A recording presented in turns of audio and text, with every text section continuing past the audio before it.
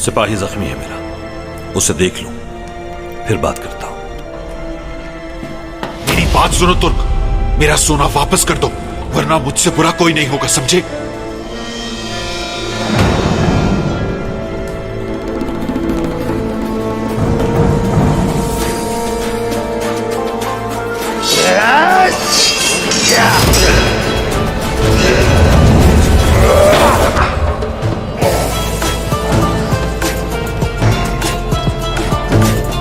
मैं काई कबीले का सरदार सुलेमान शाह का बेटा हूं अर्तुगल।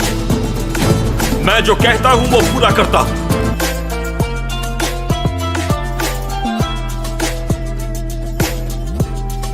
तुम्हें तुम्हारे सिक्के मिल जाएंगे, तुम्हारा नुकसान पूरा कर दिया जाएगा।